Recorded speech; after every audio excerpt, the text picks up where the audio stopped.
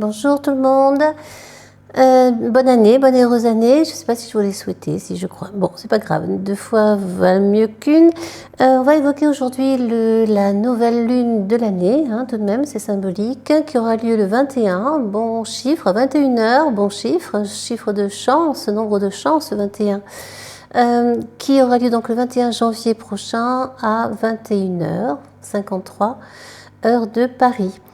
Cette nouvelle lune initie en fait un départ, une nouvelle énergie, un nouvel élan, de nouvelles idées, de nouveaux liens peut-être, et surtout que cette nouvelle lune donc se passe dans le signe du Verseau, le signe du Verseau qui est la communication large, l'amitié justement, le fait d'être plus dans le collectif, dans la communauté, d'être impliqué par rapport aux autres, vis-à-vis des autres, de s'impliquer peut-être dans un mouvement, de s'associer à quelqu'un, d'être dans un club, une association. Il y a tout ce côté collectif avec le Verseau et son côté aussi très moderne, parce que le Verseau permet le progrès, permet le changement. Sans Verseau, il n'y a pas de progrès en fait, on stagne. Et ce Verseau, c'est aussi le fait d'intégrer de nouvelles idées, de nouveaux challenges, d'envisager le monde différemment. On est vraiment dans la modernité, dans quelque chose d'avant-gardiste en fait, très visionnaire. Voilà, le Verseau c'est un visionnaire.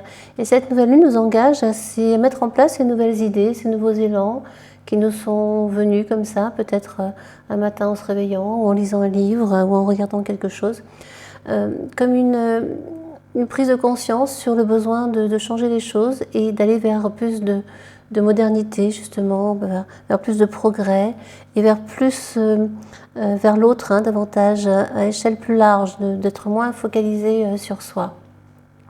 Et cette nouvelle lune donc se passe elle en Verseau certes, mais elle est conjointe au soleil, parce que c'est une nouvelle lune, c'est normal, et surtout Pluton est à côté, mais Pluton n'est pas dans le même signe. Pluton est encore dans le signe du Capricorne. D'ailleurs, petit aparté, je vous ai dit qu'il passerait fin mars en Verseau, ce qui est vrai, mais il ne restera pas toute l'année. Il va refaire un passage en Capricorne, mais déjà fin mars, avril, mai, juin, on va déjà avoir une idée, une empreinte de ce que pourrait être le monde futur, l'avenir, dans 5 ans, 10 ans. Ce ne sera pas du jour au lendemain, c'est quelque chose qui est nouveau, qui va s'installer progressivement dans la durée, dans vraiment la profondeur des choses. Et ce Pluton donc fait une excursion fin mars dans le signe du Verseau. Ça nous donnera déjà une idée, des idées de ce qui se passera par la suite. Il peut y avoir quelque chose d'assez révolutionnaire, je l'avais déjà mentionné, parce que Pluton, ça déménage, et Pluton va vraiment dans les transformations profondes, tel le phénix, comme je l'ai déjà dit, qui renaît de ses cendres.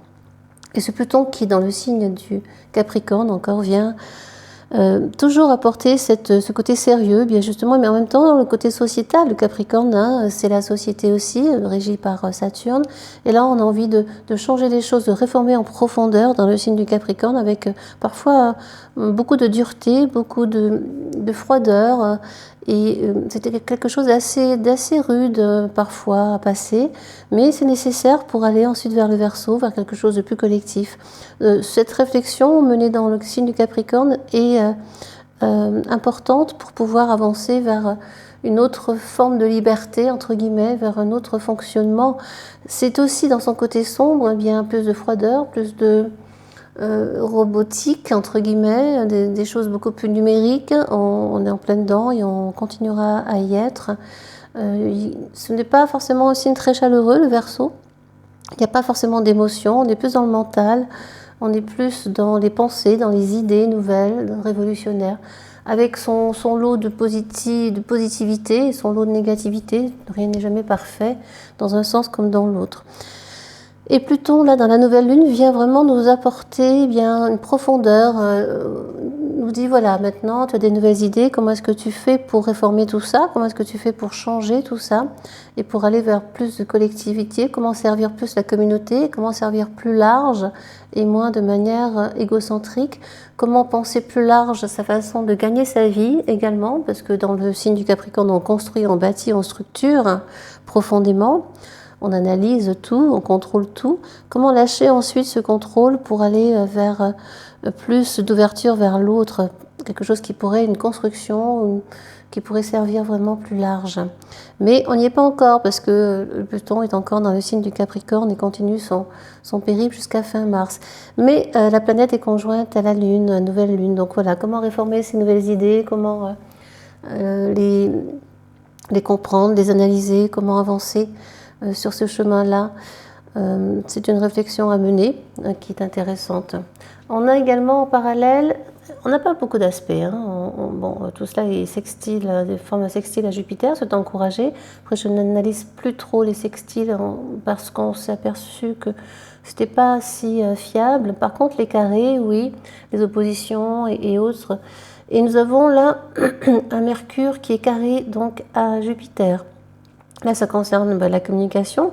Mercure étant dans le signe du Capricorne, une communication assez froide, assez directe, assez frontale.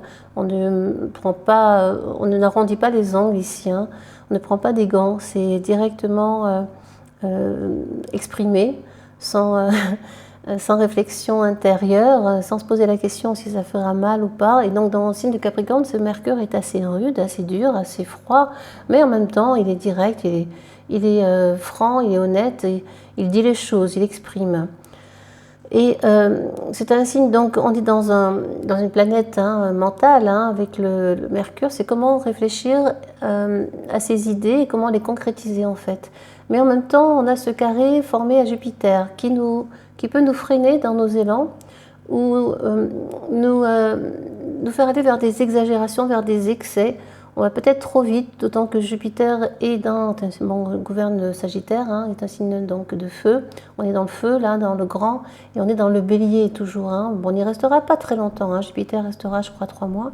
Mais malgré tout, ça vient apporter beaucoup de feu, beaucoup d'enthousiasme, en excès, certainement. Et on peut avoir du mal à trouver une modération dans ses idées, dans ce que l'on dit, dans ce que l'on exprime. Même au niveau des apprentissages, on veut se reconvertir assez vite, on veut que ça aille vite, on veut construire vite.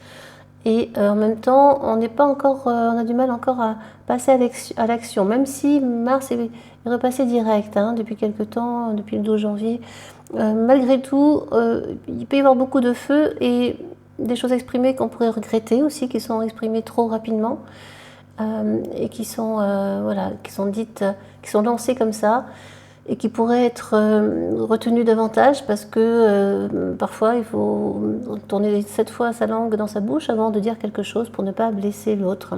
On est vraiment quelque chose d'assez frontal entre Mercure et Jupiter dans le Bélier et Mercure dans le signe du Capricorne. Voilà, il peut y avoir des problèmes de communication ou des tensions entre les uns et les autres. Au travail, ça peut être au travail, bien sûr aussi, puisque le signe du Capricorne, c'est souvent lié à la 10e maison, travail. Voilà, vous réfléchirez, vous verrez comment ça résonne pour vous ce jour-là, le 21 janvier 2023. On continue notre périple, puisque la Lune à chaque fois va avancer et va déclencher d'autres aspects. Et effectivement, dès le lendemain, dès le 22, un nombre un grand maître nombre, le 22 peut être un petit peu agité. On a cette lune qui vient déclencher, forme un carré à Uranus, donc ça déclenche l'énergie d'Uranus qui est encore toujours dans le signe du Taureau, qui n'est pas forcément à l'aise dans ce signe-là, toujours rétrograde. La planète est rétrograde, beaucoup sont passés direct. Mercure au passage est passé direct depuis le 17, je n'ai pas regardé l'heure du 7 après-midi ou 18 au matin, en tout cas le 21, lors de la nouvelle lune.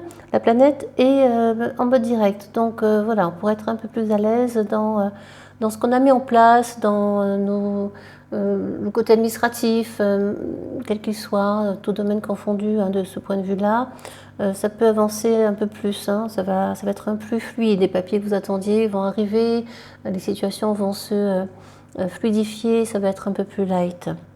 Et donc cette lune qui forme un carré à Uranus, toujours rétrograde, rétrograde, oui, voilà, c'est-à-dire que les événements, les imprévus peuvent arriver de manière impromptue et en même temps, la planète là n'exprime pas tout son potentiel de changement, de révolution, hein, parce qu'elle est en mode un peu en énergie stagnante, en attente, hein, le temps qu'elle repasse en mode direct. Et on a envie de changer, on est toujours en carré, voilà, cette lune en Verseau qui vient toujours apporter la modernité. Uranus aussi, parce que le Verseau est régi par Uranus, mais on a envie de changer les choses, mais dans le signe du Taureau, on n'a pas envie de changer les choses, c'est un mode fixe, on hésite, on ne sait pas comment faire, on est tiraillé, on est vraiment tiraillé au plus profond de soi, et ça devient compliqué à gérer au quotidien, parce qu'on a besoin de ce changement, mais il ne vient pas aussi vite qu'on le voudrait. Et on peut se freiner soi-même, on peut être dans vraiment l'auto-sabotage, de ne pas avoir envie de changer les choses parce qu'on a peur de l'inconnu simplement, hein. Et ça, c'est complètement humain. On continue notre avancée. Oui, alors juste un petit détail, hein, ce carré avec Uranus ne dure qu'un jour, hein, c'est vraiment passager, mais pourriez vous sentir un petit peu tiraillé ce jour-là et un petit peu irrité, c'est possible. Ensuite, entre 23, 24, 25, on a vraiment de bons aspects, plutôt ouais, assez favorables, jusqu'au 26, où la Lune vient déclencher l'énergie de Mercure, encore une fois. Donc là, on peut y avoir des tensions, parce que cette Lune est dans le signe du Bélier, et vient déclencher un carré à Mercure, hein, toujours dans le signe du Capricorne, comme je l'ai mentionné. Et effectivement, ça peut être un peu tendu, à nouveau, hein, ce signe du Bélier qui est très engagé, qui est très autonome, très, comment dire, très frontal, direct. Et carré à Mercure dans le signe du Capricorne, les paroles peuvent être très directes, on peut s'emballer rapidement, on peut vraiment avoir des difficultés à retenir ses mots, à retenir son impulsion, son énergie, et puis on a envie que ça avance, que ça aille vite, mais voilà, parfois on va devoir attendre, c'est pas aussi simple que ça. Mais on a d'autres aspects assez favorables par ailleurs pour d'autres planètes. Bon, il y a beaucoup de trigones. À part ces tensions-là, ça pourrait être assez fluide, hein, autour du 23, 24, 25, 26. Bon, le 26, voilà, ce carré qui est formé avec Mercure et la Lune. Bon, ça peut être un petit peu plus houleux ce jour-là, mais ça ne dure pas très longtemps, hein, bien sûr, hein, le temps d'une journée, parfois deux maximum. Bien, le 27, la Lune vient déclencher l'énergie de Pluton, qui est plutôt en position favorable ici. On est donc dans l'énergie de Pluton, Pluton qui n'est pas encore passé dans le signe du Capricorne, qui est à 28 degrés 31, il manque plus grand-chose, hein, 1 degré 30, 29, oui c'est ça, 30, 1 degré et demi à peu près pour qu'il passe dans le signe du Verseau. Bon, ma planète est lente, hein, Pluton est une planète lente, petite et lente.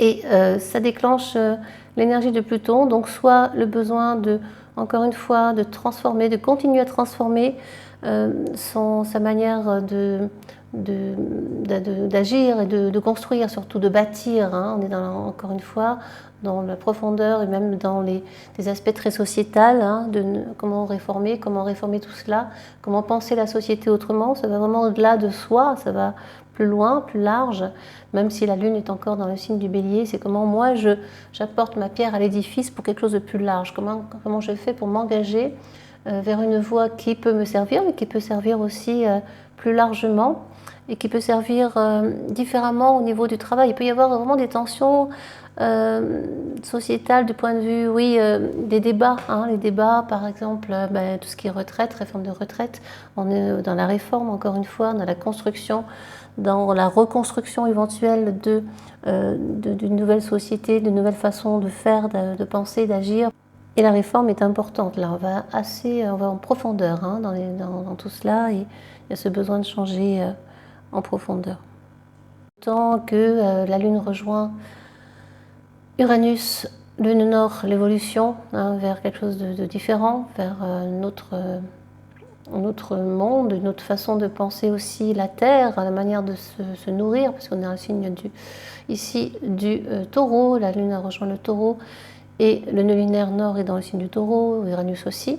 Et on a toujours ce carré avec Pluton qui demande vraiment d'aller dans les profondeurs des choses, de comprendre tout cela autrement, de gagner sa vie autrement, peut-être avec moins d'avidité, d'être moins centré que sur l'argent, d'être centré sur un intérêt plus général, plus global, comment cultiver autrement. Il y a vraiment ce lien à la terre, à l'agriculture, à nos 5 sens, à la créativité aussi, comment créer différemment, comment peut-être trouver un métier qui vous nourrisse différemment.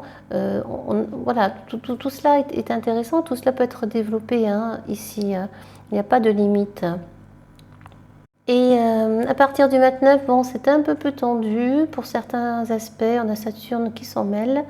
Saturne donc forme un carré à la Lune. La Lune vient déclencher l'énergie de Saturne qui est dans le signe du Verseau toujours, qui avance, là, qui avance bien. Et effectivement, on peut sentir freiné bien dans ses élans de modernité, dans ses besoins de changement. Il y a quelque chose une énergie qui vous freine, peut-être des freins personnels, c'est possible. On peut soi-même avoir du mal à avancer, effectivement. Et c'est surtout que la Lune est dans un signe fixe, le Taureau, avec un signe plus moderne, sociétal, qui est donc le Verseau, avec Saturne donc dans le Verseau.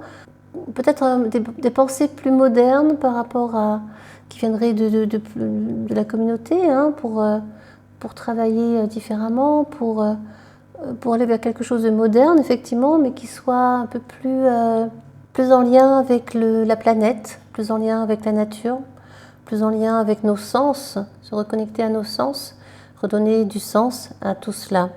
Voilà, donc il y a une énergie de confrontation entre Saturne ici et la Lune. Comment je me sers aussi de mes émotions, de mon âme, de mes idées créatives, pour bâtir cela, pour changer cela, pour aller vers quelque chose de meilleur pour tous.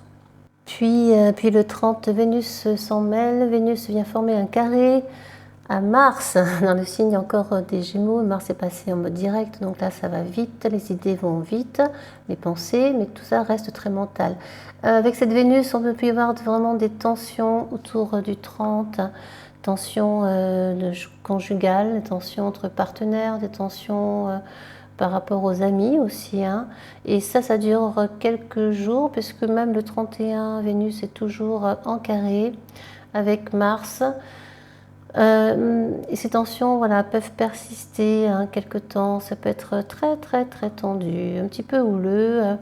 Même si Vénus est dans le signe des Poissons, elle est plutôt très douce, très altruiste, et ce Mars qui est dans le signe des Gémeaux, on est dans beaucoup d'actions, mais très superficielles parfois, et peut-être que les relations peuvent en pâtir, peut-être que la relation est trop superficielle et qu'elle ne vous convient pas, trop légère ou trop... oui, pas du tout installée. On peut dans des relations, d'ailleurs, de passage, des aventures, tout est ok, chacun le ressent comme il l'entend, ça c'est pas un problème. On continue, on a toujours ce carré qui persiste entre Vénus et Mars, donc voilà, encore une fois, fin janvier, début février, c'est un peu tendu, un peu beaucoup.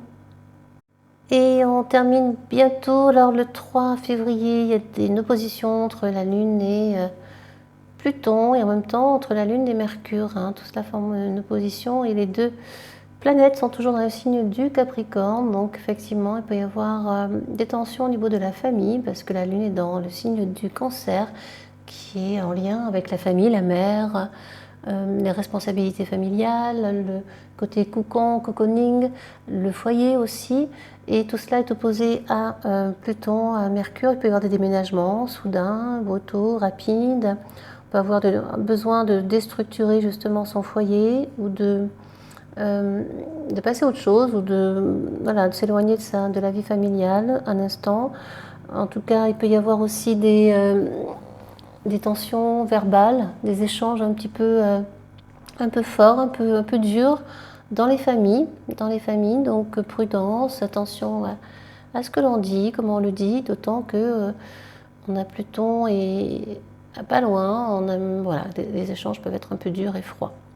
Donc veillez à éviter trop de tension. Bien écoutez, moi j'ai presque terminé, je pense. Il reste simplement le 4 février, toujours cette lune qui vient former une opposition à Pluton. Voilà, on reste encore dans des relations un petit peu tendues entre Pluton et d'autant que la lune est dans le signe du Lion, donc il peut y avoir beaucoup d'énervement, et on a envie que ça se voit, donc être dans la lumière. Les tensions peuvent être vives. On peut avoir besoin d'exprimer au travail aussi ce qu'on a, d'être aussi mis en lumière, d'être vu, d'être remarqué. Voilà, il y a ce besoin en tout cas, de montrer ses émotions, de montrer sa passion également. Et ce Pluton en face, c'est bien, ça peut se faire vraiment dans la profondeur, dans quelque chose d'assez fort, d'assez intérieur aussi, hein, une introspection importante par rapport à cela et par rapport au travail aussi. Et on terminera, donc voilà, on reviendra ensuite à la pleine lune qui va être un petit peu, très tendue, très tendue. On en reparlera prochainement. En tout cas, prenez soin de vous, j'espère que cela vous a éclairé et que mes vidéos vous conviennent, vous plaisent. Merci de me laisser un petit mot, ça me fait toujours plaisir et ça me permet de savoir si cela est bien, est juste et en accord avec vos souhaits, vos envies. À très bientôt, prenez soin de vous toujours. Au revoir, merci.